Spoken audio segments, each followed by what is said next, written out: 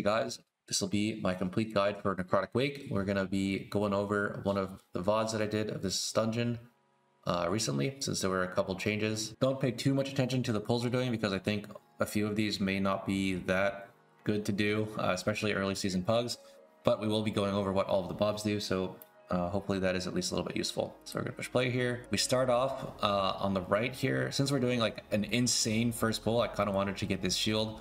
They did change how all the weapons work, so one of the biggest changes is this shield can now be used, and you can like do other stuff while you're using the shield. Before, if you were casting the shield, you basically were stunning yourself while you use it. Now you can just use it all the time. Very useful for tanks to pick up, especially because some of these pulls are quite difficult. If your tank isn't picking it up, then, you know, DPS or healer can also take it. So I take the shield here before we start the pull. In this pull, I'm gonna wait for the next pack to be gathered. Okay, so in this pull, we have the stitch work. Kind of just hits the tank. He does fervent strike, so if you're kiting, he will hit your melees. Also, watch out if you're losing aggro on this guy, he will also hit your melees. The patchwork soldiers, there's like a lot of these. They actually do extremely heavy tank damage. And one thing that they do, which is also super annoying, is they jump behind you and then they can melee you in the back. So you constantly need to be dancing around in a circle on this pull as the tank. There's also these corpse harvesters. They do a move called Throw Flesh, which just does like a pretty big hit on a random person, and also Drain Fluids, which needs an interrupt. The main danger here is if you get doubled by Throw Flesh, like there's two harvesters in the pull. If they both pick the same person with Throw Flesh, it's usually a one-shot on high keys. Also note that we did pull a Gatekeeper, so if the Gatekeeper's debuff is on you, or if he's doing his AoE and you get targeted by Throw Flesh, that's a really good time to use a personal. We also pulled this pack in from far away. There is a Flesh Crafter in this pack. The Flesh Crafter has two abilities. One is Repair Flesh. He just targets a random guy and just starts channeling a heal on him. Needs an interrupt. The other one is Throw Cleaver. So a lot of the optimization in Necrotic Wake is around the Throw Cleaver. If you get picked, basically it like draws a line between him and whoever gets picked. I think it can't pick the tank unless it's like the very first one, if the tank's the only one in combat. But that cleaver can hit anything and it does massive damage. It either hits the enemy or it hits you. If it hits you, it's probably a one-shot unless you block it as the tank. If it is an enemy, then it does crazy damage to that enemy. All right, so we're gonna play the clip. While you're tanking this pack, especially as Blood Decay, make sure you have like a lot of cooldowns running the whole time. Once you run out of cooldowns, the pack basically needs to be dead, or you need to kite, which is one of the reasons I picked this shield up. The shield can be used as like a cooldown once you're out of everything else. We also definitely want to lust this pull and focus the Gatekeeper. Once the Gatekeeper's dead, like you can kind of kite if you need to, as long as there's some sort of AoE slow. Before the Gatekeeper's dead, if you kite, the pack tends to get super scattered, so try not to do it. So we are just like perma dancing around to avoid these patchwork soldiers hitting us in the back. It is actually, this pull is actually extremely dangerous for any tank. We do end up using the shield here, and we live. Also, somewhat worth noting, these vanguards have a soothable buff that they keep putting on themselves. If you see here, it's like 13, 14.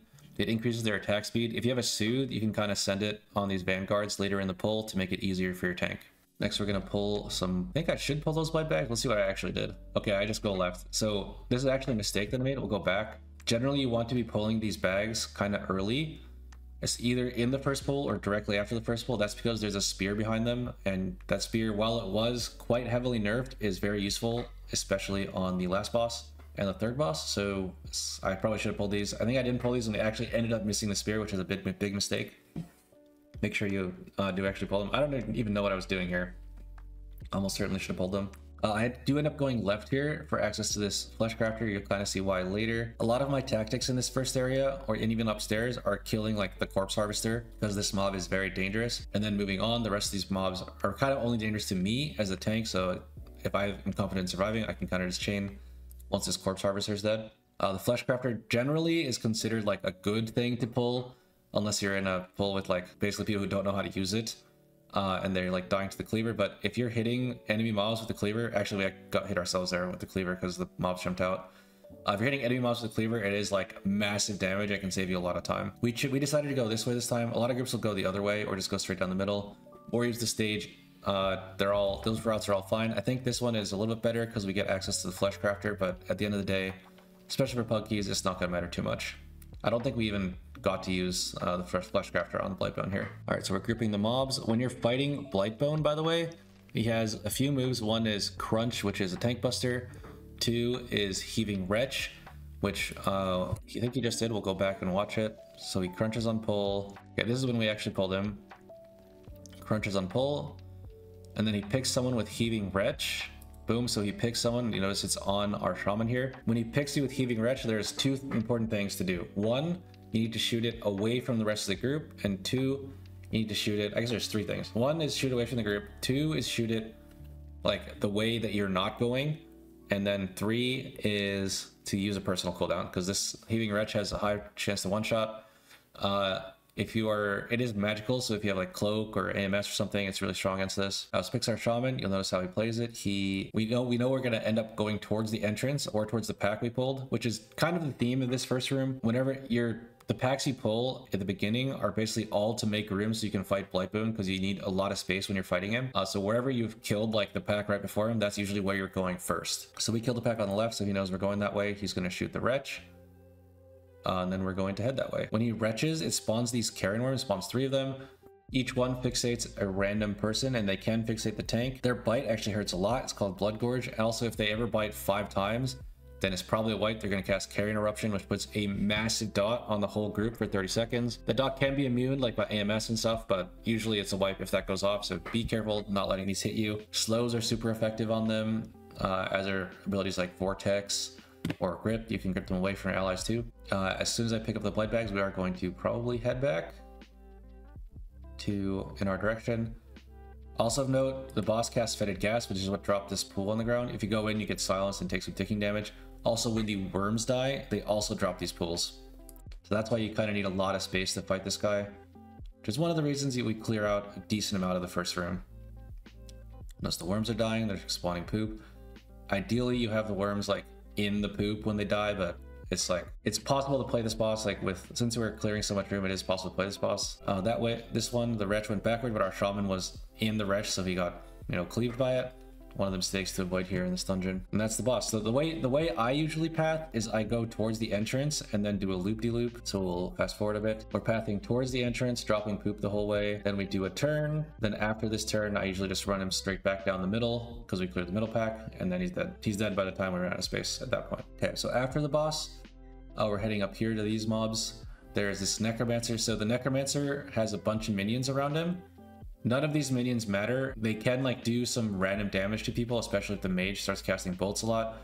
It doesn't cast Frostbolt Volley anymore until you get to the boss, so that's kind of nice, change from Shadowlands. The Necromancer casts Necrotic Bolt on you. He also puts a Grim on you, assuming you're the tank. He also can put the Grim Fate debuff on a random person, which explodes after a certain amount of time. Cleaves an AoE, so make sure you're not stacked when it goes off, and also it does a decent amount of damage, so probably pop a personal when it picks you. He also has a move called Animate Dead. You probably want to stop that. Basically just it's channeling the whole time. It drops a bunch of swirlies on the ground, which you want to dodge, and it also spawns like extra ads, so you can stop it with like Grip or Stun or whatever. Also in this pull are going to be a Zolramus Sorcerer and a Bone Carver.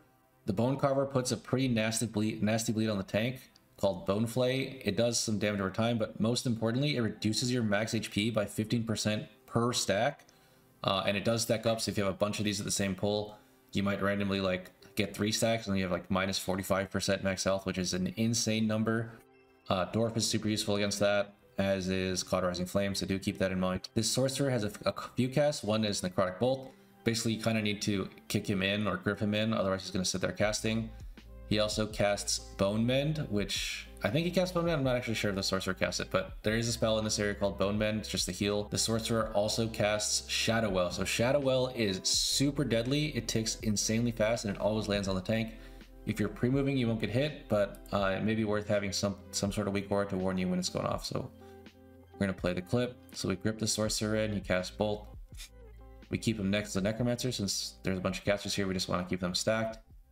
Here's the Shadow Well. I'm going to pause it real quick before you cast Shadow Well. So we stun. Here is the Shadow Well. You can kind of see him casting. It's resolving in 0.2. And now I'm pre-moving it. I have like a weak aura that goes off whenever he resolves Shadow Well. So I'm moving. You can kind of see like my screen is all greeny because I'm standing in it for 1 second, but I don't get ticked. If you get ticked by that Shadow Well, it's like death for a DPS, and for a tank, it's like a large portion of your health. So be very careful about that ability, Shadow Well. It always spawns on the tank, so that is something to use.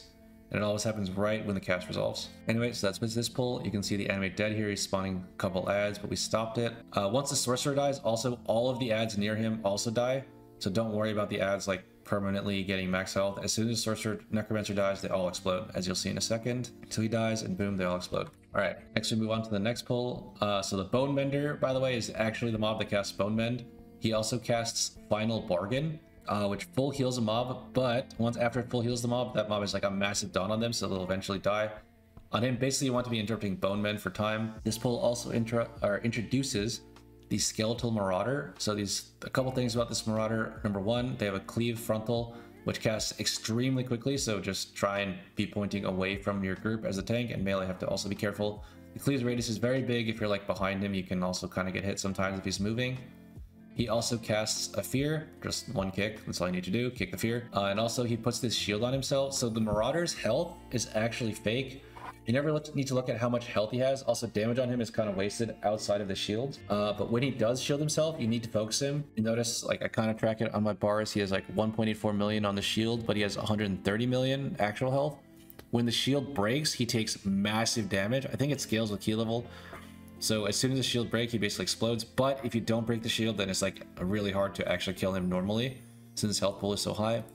So see, he put the shield on himself. We'll get a better look at that. So watch him.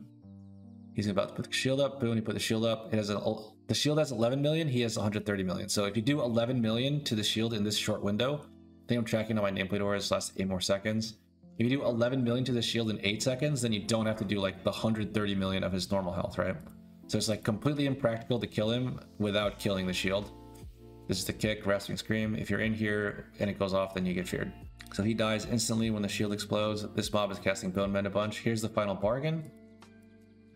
Ideally, generally, you don't want to stop Final Bargain unless the mobs are really low. We do actually end up stopping the Final Bargain there, unfortunately, since Final Bargain basically is like gonna kill him anyway. We do end up stopping it. You can stop it if you want, since it like takes a while for the mob to actually die. So you see that I'm actually tracking the debuff on him. He casts Final Bargain, pretty much healed to full, and then he's gonna die like almost instantly from the Final Bargain dot.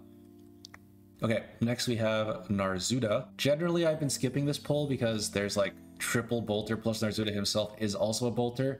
He also has like an absorb, a buff he puts on himself that is a shield that needs to be purged. If it doesn't get purged, then it's like continuously ticking damage on the whole group / making him immune to damage. This mob is just super complicated and usually more trouble than he's worth, so I have been skipping him. You can skip him either with Invis Potion, or you can go on the left here. I think just walking usually isn't enough. What I have been doing is using a 2-seater and then the Evoker Rescue, so you see how we do it. Any jump ability usually is enough to skip, so this Shaman is playing the Gust of Wind. He Gust of Winds over and skips it. I get on my 2-seater, 2 will jump on, and then Evoker Rescues to skip. You can also do Gateway here. Generally, Invis Potion maybe is good, or if you're like in a pug and people are just completely failing at doing skips, you can pull him, but it is quite dangerous to pull him. There's also a couple weapons here. There's a spear here, and there was also an orb that we picked up. Next pull has 2 Marauders, and with the new Necrotic Wake and the count adjustments, we kind of have to pull this monstrosity, or at least I have been pulling this monstrosity. If you fight Narzuda, obviously you don't need him. So this monstrosity has a couple moves. We'll go back real quick. So we pull the monstrosity. The first thing he does is Shatter. This is just a tank hit. It doesn't really hurt that much, as long as you're not tanking like some ridiculous pull. This is usually fine. Boom, the Shatter goes off. Does like less than half my health, I think. He also has this move, Reaping Winds, 4 seconds. This sucks you in towards the middle. If you're Death Knight, obviously you can just disadvance. This actually does quite a bit of damage, so I recommend not standing in it unless you have a massive personal. Our DK does stand in it. You can see here he popped AMS and Icebound, and he stays in it. I also stay in it with UE Shield, Lichborn, and Rune Tap. He stays in it. He almost dies through like Icebound AMS, by the way. That's crazy damage. He also drops these spikes. Don't stand in them. These actually do a lot of damage. And that's the whole mini boss. Honestly, not so bad. He's kind of free in terms of like what his abilities do, but he just has a lot of health to work through. For this pull, so there's a sorcerer on the right and a sorcerer in the pack. Generally, you want to be fighting on top of one of these sorcerers, so you only have to kick in one sorcerer. If the monstrosity is already out of the way, you don't have to worry about pulling him, so I just fight on this guy here. We grip in the sorcerer and everything's stacked. Also in this pull, there's a bunch of these shuffling corpses. These actually do quite a bit of damage since there's a lot of them. Just melee damage to the tank. Make sure you are facing them and make sure you do have a cooldown when you're tanking them. This pull also has at least 2 bone carvers, which we mentioned, the dot that gives you minus max health as the tank, be super careful. And also 2 necrotic bolters, which are probably honestly going to be going off quite often. If you have an orb, it's not a bad idea to use one here just to survive. Also in this pull, there's a lot going on. There's 2 people casting Shadow Wall. If you stand in the Shadow Wall, it's also death. Boom, that just killed our shaman. So this pull can be kind of spicy. It's not a bad idea to use an orb here, but as long as you're aware of everything that can happen, like all the frontals, the bolts, and the bone cleaves, or the bone carves, bone flays, that's the word. The bone flays, you should be able to survive it, as I'm doing right now. Also, for some reason in our route, I think, oh no, we ended up not needing those, I think. Oh, do we need those? Okay, apparently we do need those. Count did recently get reworked, so I was a little bit confused. Note that this pack does have quad bone flay, so be sure you're tracking your bone flay stacks. If you get too many, just kite. They don't, bone flay does have a minimum range, but they can cast it while moving. Like if you're trying to grip it to stop it, that won't work. You need to outrange it before they start the cast. Okay, so after this, we do an invis skip. If you invis Narzuda, this skip may be difficult to do. As long as one person gets through, there's a couple things you can do, like rescue or grip over this ledge over here. But generally we use like mobility to skip Narzuda and then invis to skip this. If you don't want to skip, then you just have to fight this necromancer. It's not that bad, but yeah, ideally you skip. Next we're gonna be fighting this boss called Amarth. You also notice my item lineup. I have a spear, an orb, and a shield, but pay attention to the order. I picked up the spear first, then I picked up shield, then I picked up orb as a tank. That's because in the next pull, I kind of want to use an orb relatively early, and then I want to use a shield like later in the pull, so I need to have orb then shield picked up. And I also want to use spear on the third boss, so I can't have a spear blocking either of those. So that's why I picked up spear first, then I pick up shield, then I pick up orb. And now we're fighting Amarth. So he does Necrotic Bolt. This Necrotic Bolt has been bugged since Shadowlands. It says it's casting at me, but it's actually casting at a random person. So don't be surprised by that. Make sure you interrupt. This boss actually requires a lot of interrupts. So he casts Necrotic Bolt on repeat. Then he also casts Land of the Dead. So this Land of the Dead is spawning a bunch of ads. Every single spawn has 1 archer, 2 mages, and I think 2 warriors. You need to group these on the boss. They did do a change where the mages are casting Frostbolt Volley very, very early. So usually if you're quote unquote kicking in the mages, that'll also double as kicking Frostbolt Volley. Once they're all stacked though, there is still no way you have enough kicks to interrupt everything. So generally you want to be doing AoE stops once it's all grouped. Also these swirlies where he's actually spawning the ads do a lot of damage. Make sure you're not standing on top of it, or you probably get one shot as a DPS or just take a lot of damage as a tank. All right, so as we can see, it's 2 mages, 1 crossbowman, and 2 warriors. Warriors just get aggro. They don't do that much damage, but they can fuck up your DPS. Mages do these bolt casts and Frostbolt Volley, which needs interrupted. If you're playing a DK, generally it's a lot easier on this boss because you can just double grip the mages, or 1 mage, 1 crossbow, and just stack on the other one, or just like grip crossbow and mage and then kick the other mage, and that's fine. But these ads generally do need to be stacked. If they're not stacked, then they're going to die very slowly. There's also another tactic where you can CC. Like if you have a hunter, they can just trap one of the things that spawn. A priest can shackle or something similar. Just be very careful. If that CC ends up breaking, then it can spell doom. After the ad spawn, he's going to cast Final Harvest after some time. So if there's any ads alive, then they basically wipe the group. You can outplay it by CCing the ad once Final Harvest resolves. If this goes off and there's an ad alive, usually it's wiped. But if that ad is like stunned or cycloned or like trapped or something, when it goes off, then you won't die. Also, all these swirlies spawning where the dead ads are, if you are on top of these swirlies, you die. Be very careful, because if you're like barely meeting the DPS check and you're killing an ad while this is casting, that ad will have a swirly and you might not have enough time to react if you're not aware that it's going to drop a swirly when it dies. So we hit him and then we move out. Also, ideally, you're like killing all the ads, then moving the boss out. I kind of forgot to do that this time. Once the ads die, he gets a buff. Here you can see it. I have a nameplate auras. 1 stack for every ad that died, and 3 stacks for every player that dies. So if you die on this boss, it's really bad. This 5 stacks, he does some damage to the group, like pulsing damage. You can see our health kind of moving down per stack, and that lasts for 30 seconds. So try not to have a bolt go off while he has this. Also, when he's spawning these ads, if you overlap like this debuff plus Frostbolt Volley going off, it's usually going to be a wipe. So do consider that. I'm playing Death Knight, so I like double grip the first set and then A-bomb limb the second set, and then it's all stacked and we just use AoE stops. Frostbolts and Necrotic Bolts were going off on our group, and you know, they almost died, so be careful of that. He does also have this breath, just, you know, be careful, don't stand in it. Simple enough. All right, so that is this boss. If your group has very low like interrupts slash grips, this boss is going to be very difficult. And you should definitely consider using CC if you have that on one of the mages that spawns outside. All right, so that is this boss. Next we go upstairs. After the boss dies, a bunch of these angels just spawn. They used to fly down, but it was bugged, so I made them just spawn now. You click them and you go up. So this will be our next pull. This is kind of one of the more difficult pulls in Necrotic Wake. It has double corpse collector. So these mobs are the same ones as downstairs. They cast throw flesh and drain fluids, but these also cast gore splatter, which is like a massive hit to the group, and it applies a disease. So make sure we're interrupting that. If you have orbs, generally it's like pretty useful to use them here, just so you can use them and not have to think about kicks. They also do cast drain fluids. Ideally, if you're like trying to quote unquote solo one, you would use your stops, like non-kick stops, like grip or stun or hodge or whatever, on the one that's casting drain fluids, and you'd use your actual interrupt on gore splatter because gore splatter recasts now. Also in this pull are some Patchwork soldiers that are the same ones downstairs. They hurt the tank. Some spare parts that also hurt the tank. This loyal creation that does a little circle around himself, so you have to run out. He also hurts the tank.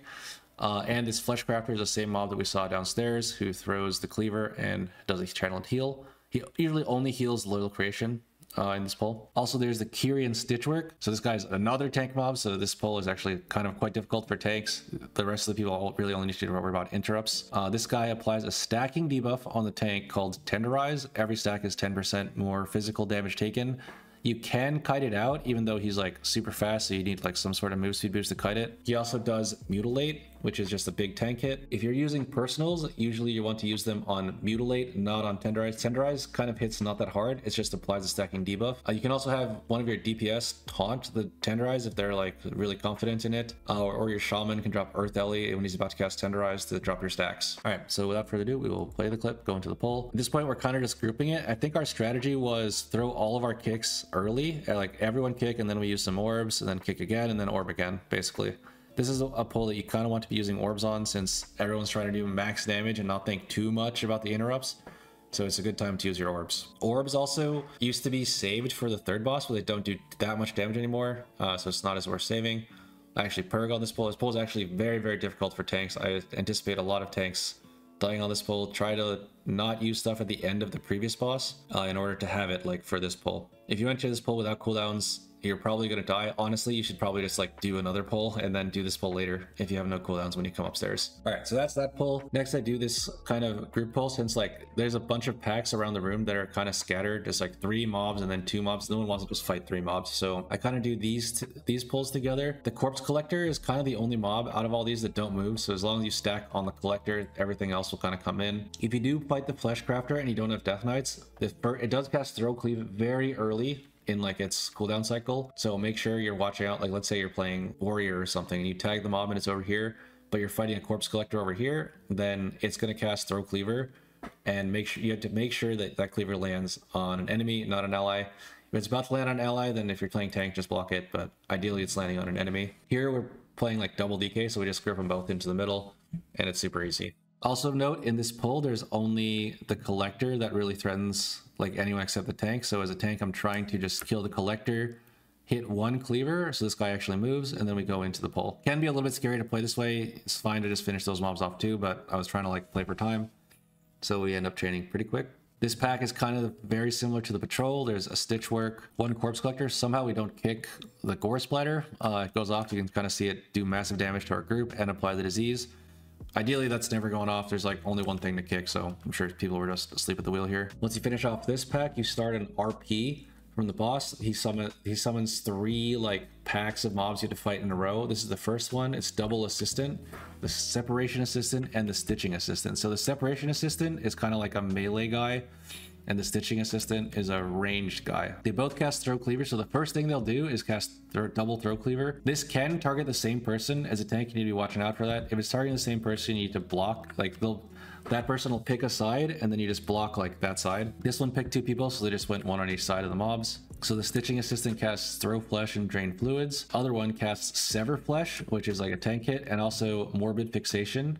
This guy has extremely long arms. Make sure you're like max distance away from him when he's doing this on you. Our evoker tried to tempt fate there and he got cheated for it. You can also shadow meld this if you're playing night elf, or invis if you're playing mage.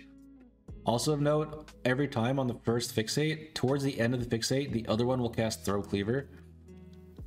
So you need to be aware of where this separation assistant is. Notice our shaman, just notice that, and he is going to the other side. Boom, he hits the cleaver. This one's casting throw cleaver on our DK. I think that is not hitting. Yeah, our DK is like over here, so he just eats it instead of hitting it.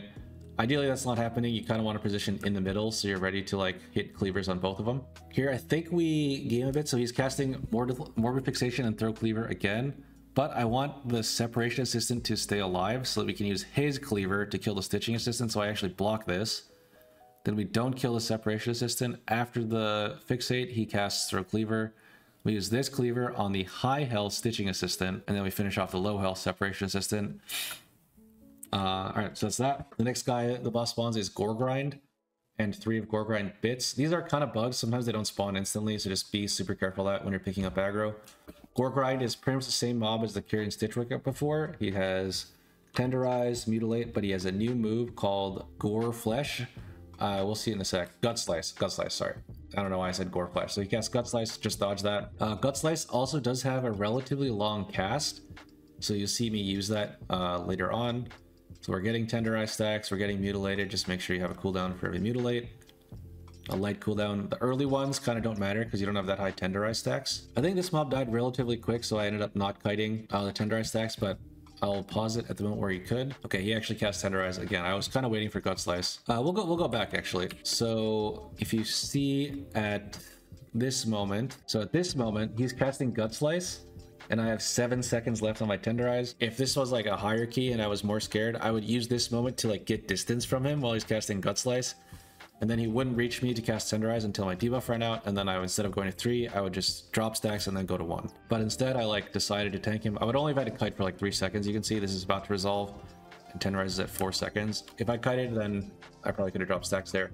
But, you know, key's too low, no need to kite. After that, he summons Rot Spew. So this guy doesn't have Tenderize, but he does continually tick this disease cloud around him. If you're a melee, then tough luck. If you're a range, make sure you're standing at range. He also casts Spew Disease. Every now and then he's picking a random person. Here he picks the healer. This just does a bunch of damage. Make sure you personal it, otherwise you have a high chance to get one shot.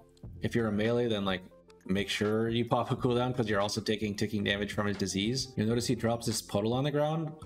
If you are in melee, it actually doesn't matter if you're standing in this puddle because the puddle has the same debuff as the debuff from like standing next to Rot Spew. So it doesn't matter that much if you're in the puddle or not. You'll notice here he drops the puddle and we're just bathing in it because it just doesn't matter. It's the same debuff as standing near the mini boss, and you're going to be standing near him anyway. All right, so that's the mini boss. Wait, how did our DK die? Oh, I think he was like not paying attention and then he got speed diseased. Yeah, boom. All right, next is this boss. This boss is like probably the hardest boss. I want to say in the expansion, but it's definitely the hardest boss in the dungeon. And you'll see why in a sec here. So we pull, the creation actually doesn't matter. The main boss is Surgeon Stitchflesh, and he's standing on the stage here, and he's immune to damage. The way you bring him down is with Meat Hook. So these creations are basically copies of Rot Spew, except they tick damage on the whole group. You notice I'm tracking a buff here. The longer they're alive, the more stacks they get of this buff, the more damage the group takes. So you are on a bit of a clock to kill him, but basically the primary strategy people have been using here is you wait for this first meat hook, you hook down the boss, and then the phase starts. As soon as this phase starts, we're going to use every single item we picked up, every single spear we picked up in the dungeon. We are short a spear because like the misplay we had earlier, but we have 2 spears. We're going to throw them both at the boss, and we're also going to pop Lust and just try to do as much damage to him as possible. When you do throw your spear, it's an extra action button. Just make sure you hit both the creation and Surgeon Stitchflesh, since health does matter on both. There's a bit of a DPS check. The next meat hook in this phase, you want to use it to hit Surgeon Stitchflesh. You notice we're lining it up here. He's fixating the evoker, and we want the meat hook, which is on the shaman, to hit the surgeon. That'll cancel the fixate cast so he doesn't move. So here, that is ideally what would have happened, but here, you know, he kind of moved out of the way. So I just blocked the hook, and then the fixate keeps going. He also has long arms, so make sure you're kiting this fixate if it does actually go off. After that first one, you hit him a little bit longer, and he's going to jump up.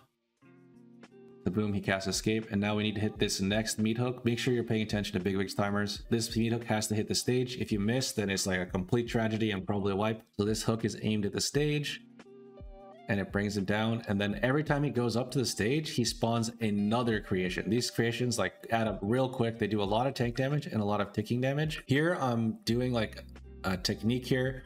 Basically, if you pull these creations together and you stack them up, then their meat hooks will keep hitting each other, and they won't hit Surgeon Stitchflesh, who is on the stage, so you can get into a situation where it's impossible to progress the encounter. I actually end up stacking them here because one of them is fairly low. I just assume it's going to die before the next hook is needed on the stage. So they're both casting hook. We do end up hitting that one. We do end up killing the low one. I'm actually like focusing it because I know if it lives until we need a hook on the stage, we'll have problems. The next time he jumps, we do have a hook, so we hook the stage to bring the boss down.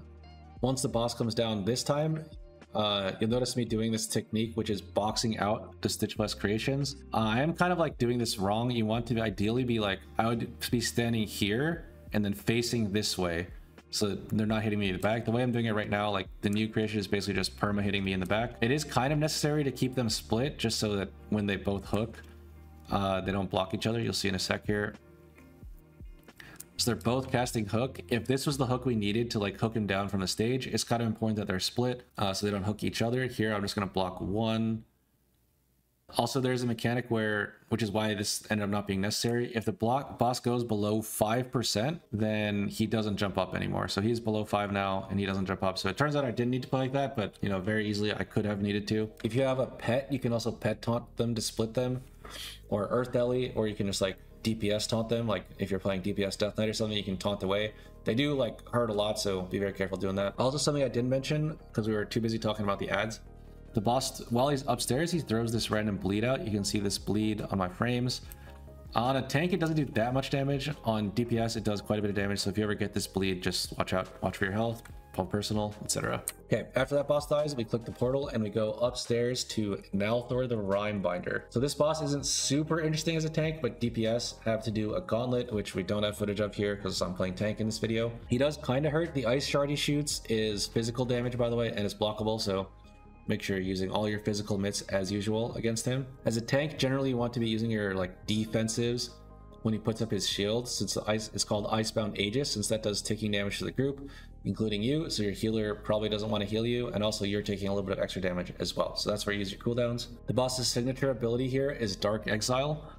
There are some cheeses you can do to stay up, but no matter what, you're going to get a debuff unless you're a DK and you pre-AMS it. Once that debuff ends, you see our Evoker has the debuff here for 50 seconds. Once that debuff ends, if that goes off, you will die unless you can kill the ad downstairs. So he's getting sent down. You can kind of see these little lanes here. There's like a bunch of circles and swirlies you have to dodge, and at the end there's one enemy. You kill that enemy, then you click on the angel basically there, and then that sends you up. You lose your debuff, and then you drop a circle. We'd already talked about this shield. It's like a stacking thing. If it's alive longer, it stacks up. There's also this Comet Storm. So this is how we usually play it as melee. We stack up and then we run in a circle. This guy is like European or something and running the opposite direction of us. So if you do notice this, be very careful. It's much better to lose uptime on the boss than to die. So be ready to do that. Here you can see I kind of just walk away. Anytime you see that the circle's just getting weird, just walk out. Don't risk death. It's not worth it. Especially on this boss where beers are super important. He also has another ability called Frozen Binds. You see here, boom. He casts it on the Shaman.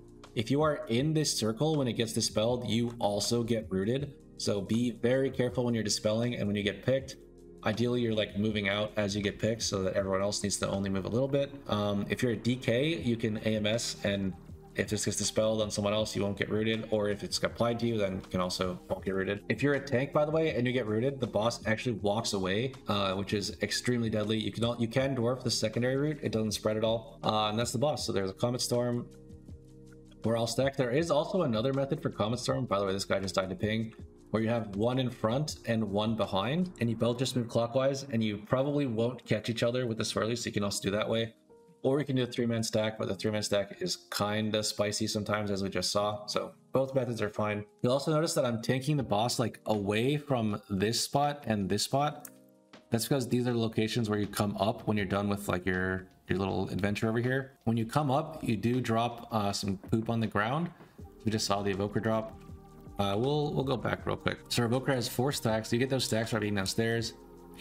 He just came up, which is off screen, and you notice him walking to the corner here. Once these stacks fall off, this full 4 stack on him, he's going to drop a puddle.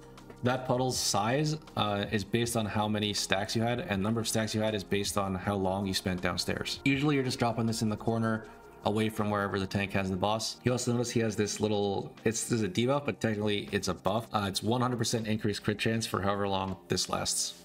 So you get compensated a little bit for having to be sent down. You can see the poop he dropped. 4 stacks is actually very low, especially for an Aug Evoker, so the poop puddle is relatively small. And I believe that is the whole boss. It's just, he just does these mechanics on repeat. Frozen Binds, Dark Exile, Comet Storm. I believe below 15, he stops using Dark Exile, so that is another thing to keep in mind. And that is Necrotic Wake. Thank you all for watching. Don't forget to follow, and peace out.